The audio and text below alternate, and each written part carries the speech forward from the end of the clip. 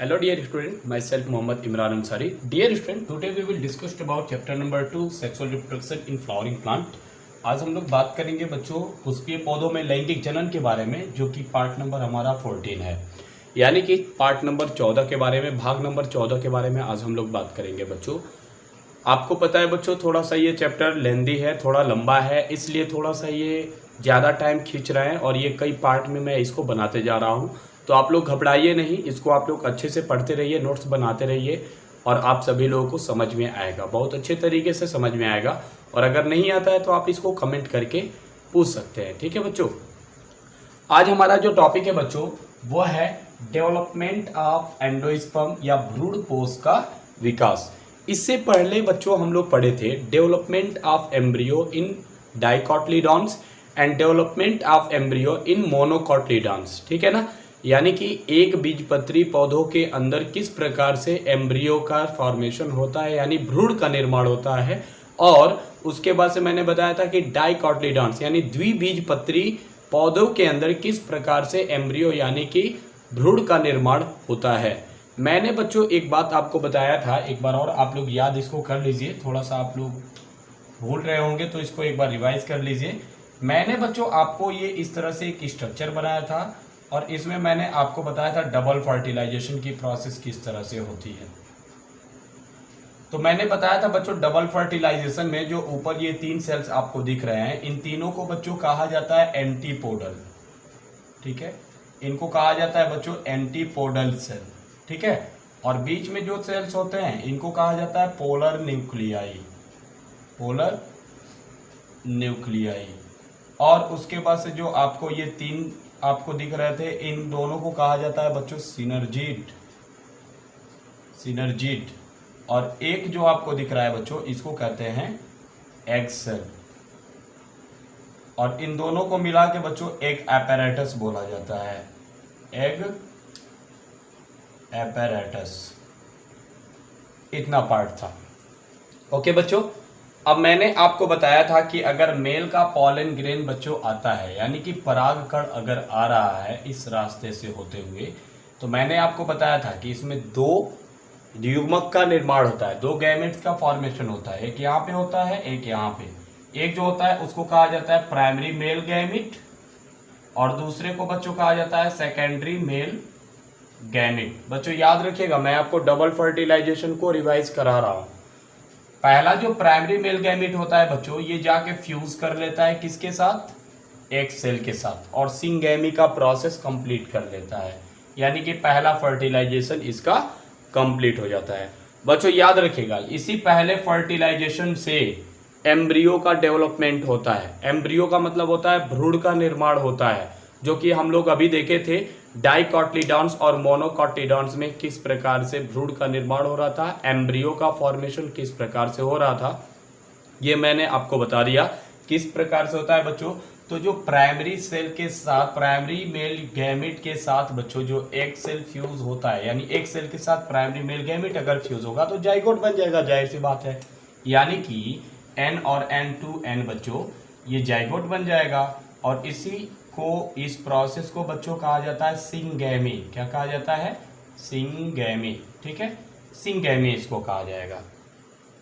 Syngamy में क्या होता है बच्चों, सिंगैमी होने के बाद से यानी जाइगोट बनने के बाद से आपको मैंने बताया था कि धीरे धीरे अब इसमें डिवीजन होता है। डिवीजन होने के बाद से एक आधार कोशिका बनता है और एक अंतस्थ कोशिका बनता है, यानी कि एक बेसल सेल बनता है और एक टर्मिनल सेल बनता है। उन दोनों में भी डिवीजन होता है, विभाजन होता है, और टी सेल टी शेप का हो जाता है, यानी टी आकार का हो जाता था डाइकोटिलीडॉन्स में और मोनोकोटिलीडॉन्स दोनों में। लेकिन धीरे धीरे डाइकोटिलीडॉन्स में आप देखते थे कि आगे बढ़ते बढ़ते धीरे धीरे वो हार्ट शेप्ड स्ट्रक्चर बना लेता था, दिल के जैसी संरचना बना लेता था। लेकिन मोनोकोटिलीडॉन्स में ऐसा नहीं था। और बाद में लास्ट में क्या होता था, एक एम्ब्रियो का डेवलपमेंट हो जा रहा था। किससे हो रहा था बच्चों, जो ये जाइगोट बना है इससे भ्रूण का विकास होता है। अब ये हम लोग पढ़ लिए थे। अब क्या हम लोग पढ़ेंगे, एंडोस्पर्म यानी भ्रूण पोष का विकास। भ्रूण पोष का विकास वो किससे होता है बच्चों, तो ध्यान दीजिएगा। भ्रूण पोष के विकास के लिए जो सेकेंडरी मेल गैमेट है बच्चों, ये जाके अब किसके साथ फ्यूज होगा, आपको पता है पोलर न्यूक्लियाई के साथ। और आपको ये भी पता है पोलर न्यूक्लियाई ऑलरेडी 2n है, ध्यान से समझिएगा, ये 2n है और ये N है, तो N और दोनों 2N मिलके क्या हो जाएगा बच्चों, तो आपको पता है ये तीनों मिलके 3N यानी कि ट्रिप्लॉइड जाइगोट बना लेगा। यानी कि इसी को बच्चों ट्रिपल फ्यूजन कहते हैं। यानी कि ट्रिपल फ्यूजन से ही एंडोस्पर्म का फॉर्मेशन होता है, यानी कि भ्रूणपोष का निर्माण होता है। इस बात को याद रखिएगा। अगर कोई पूछे बच्चों भ्रूण का निर्माण किससे होता है, तो भ्रूण का निर्माण जो बच्चों ये जाइगोट बना है, यानी कि एक सेल और प्राइमरी मेल गैमीट के मिलने से जो बच्चों जाइगोट बना है, इससे भ्रूण का निर्माण होता है, एम्ब्रियो का डेवलपमेंट होता है। और जो बच्चों यहाँ पर आप देख रहे हैं, जो एक पोलर न्यूक्लियाई जो 2N था और एक सेकेंडरी मेल गैमीट जो था N था, इन दोनों के मिलने से 3N का फॉर्मेशन होगा। इसी को ट्रिपल फ्यूजन कहते हैं, ठीक है, या त्रिसंलयन इसको कहा जाता है हिंदी में। और इसके बाद से आप देखेंगे ट्रिपल फ्यूजन के बाद से ये एंडोस्पर्म का फॉर्मेशन करता है। अब किस प्रकार से एंडोस्पर्म का फॉर्मेशन होता है ये तो मैंने बता दिया था। अब बच्चों कितने प्रकार का होता है, तो आइए अब हम लोग समझेंगे टाइप्स ऑफ एंडोस्पर्म के बारे में। तो आइए अब हम लोग समझते हैं बच्चों टाइप्स ऑफ एंडोस्पर्म। अब हम लोग बात करेंगे टाइप्स ऑफ एंडोस्पर्म यानी भ्रूणपोष के प्रकार के बारे में अब हम लोग बात करेंगे, ठीक है। तो देखिए समझिए ध्यान से, टाइप्स ऑफ एंडोस्पर्म यानी भ्रूणपोष के प्रकार कितने होते हैं। तो बच्चों ध्यान दीजिएगा, भ्रूणपोष निम्नलिखित 3 प्रकार के होते हैं, यानी 3 टाइप्स के एंडोस्पर्म पाए जाते हैं। तो ध्यान समझिएगा कौन कौन से होते हैं। सबसे पहला होता है न्यूक्लियर एंडोस्पर्म, जिसको केंद्रकीय भ्रूणपोष कहा जाता है। दूसरा जो होता है उसको कहते हैं सेलुलर एंडोस्पर्म, कोशिकीय भ्रूणपोष उसको कहा जाता है। तीसरा जो होता है हैलोबियल एंडोस्पर्म, इसको हैलोबियल भ्रूणपोष के नाम से ही जाना जाता है। तो आइए सबसे पहले हम लोग समझते हैं बच्चों न्यूक्लियर एंडोस्पर्म क्या होता है, यानी कि केंद्रकीय भ्रूणपोष किसे कहते हैं। तो इसको आइए समझते हैं।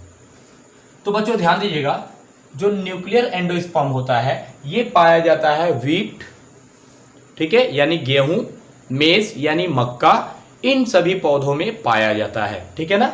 व्हीट यानी गेहूं के पौधों में, मक्के के पौधों में, और भी बहुत सारे पौधे होते हैं, उन ऐसे इस प्रकार के पौधों में ये ऐसा यानी कि न्यूक्लियर एंडोस्पर्म पाया जाता है। अब ये क्या होता है बच्चों, तो ध्यान से समझिएगा। आपको पता है कि ये पूरा का पूरा क्या है, एम्ब्रियो है, ठीक है, जो कि बनाता है कौन, जो जाइगोट होता है वही बनाता है एम्ब्रियो। और हमको इसके अंदर जो ट्रिपल फ्यूजन होता है उससे एंडोस्पर्म का फॉर्मेशन होता है, आपको पता है, मैंने अभी बताया है।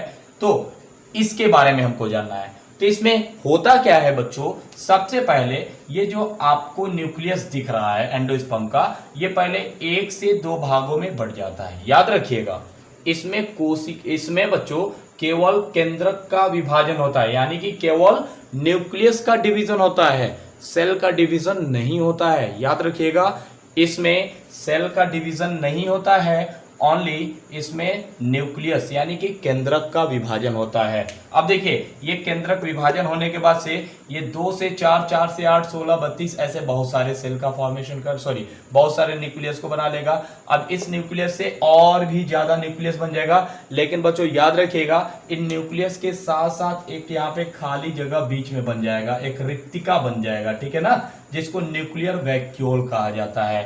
केंद्रकीय रिक्तिका इसको हिंदी में कहा जाता है। क्या कहा जाता है बच्चों, केंद्रकीय रिक्तिका। याद रखिएगा, इसको केंद्रकीय रिक्तिका के नाम से यानी कि न्यूक्लियर वैक्यूल के नाम से जाना जाता है। एक बार और आपको बता देता हूं, पहले यहाँ पे जो एंडोस्पर्म है ये न्यूक्लियस है। इस न्यूक्लियस का डिवीजन 2 पार्ट्स में होगा, 2 से 4 होगा, 4 से 8, 16 ऐसे होते होते बहुत सारे बन जाएंगे। और उसके बाद से इसके बीच में कुछ ऐसे एम्प्टी प्लेस हो जाएंगे, यानी खाली स्थान हो जाएगा। इसी खाली स्थान को न्यूक्लियर वैक्यूल यानी कि केंद्रकीय रिक्तिका कहा जाता है, ठीक है। ऐसा जो होता है यानी कि न्यूक्लियर एंडोस्पर्म जो होता है ये मक्के में और गेहूं जैसे ऐसे पौधों के अंदर पाया जाता है, ठीक है। उम्मीद करता हूं कि पहला यानी न्यूक्लियर एंडोस्पर्म आपको समझ में आ गया होगा। अब बच्चों जो दूसरा आता है, ध्यान से समझते चलिएगा, दूसरा आता है सेलुलर एंडोस्पर्म। सेलुलर का मतलब आप समझ गए होंगे कि कोशिका के बारे में बात हो रहा है। कोशिकीय भ्रूणपोष यानी कि इसमें केंद्रक के साथ साथ कोशिका का भी विभाजन होता है। न्यूक्लियस के साथ साथ इसमें सेल का भी डिवीजन होता है। देख सकते हैं आप लोग यहाँ पे, जैसे कि यहाँ पे एम्ब्रियो है, यहाँ पे बच्चों जाइगोट ये बनेगा। ये तो एक प्रकार का मान लीजिए जाइगोट है जो कि एम्ब्रियो का फॉर्मेशन करता है, ठीक है। और जो ये आपको दिख रहा है बच्चों, ये एंडोस्पर्म है, ठीक है ना। ये जो है एंडोस्पर्म का पार्ट है, एंडोस्पर्म का पार्ट है।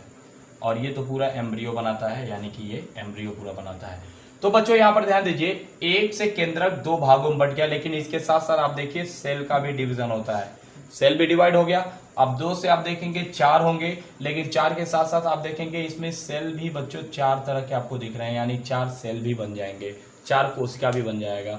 अब उसके बाद से बच्चों जितने केंद्रक बनेंगे उसी तरह से उतनी कोशिकाओं का फॉर्मेशन हो जाएगा, उतने सेल्स का फॉर्मेशन हो जाएगा, उतने कोशिकाओं का निर्माण हो जाएगा।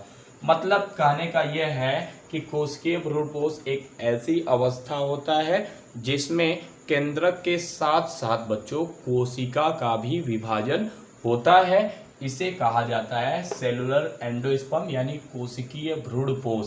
इसका बच्चों एग्जाम्पल होता है बिग्नोलिया।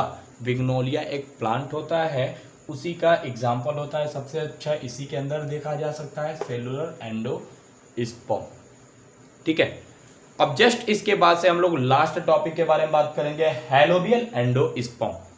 तो हैलोबियल एंडोस्पर्म क्या होता है बच्चों, ध्यान से समझिएगा। हैलोबियल भ्रूणपोष ये किसे कहते हैं, तो हैलोबियल एंडोस्पर्म क्या होता है, सबसे पहले तो आपको पता है ये जाइगोट है जो कि एम्ब्रियो का फॉर्मेशन करता है। ये जो है 3N जो बनता है ट्रिप्लॉइड न्यूक्लियस ट्रिपल फ्यूजन से, यानी त्रिसंलयन से, उसको एंडोस्पर्म का ये फॉर्मेशन करता है। अब बच्चों क्या होगा, पहले बार में बच्चों जब ये 1 से 2 होगा, यानी फर्स्ट टाइम कोशिका का भी विभाजन होगा, साथ ही साथ केंद्रक का भी विभाजन होगा, यानी केंद्रक और कोशिका का भी विभाजन पहली बार होगा।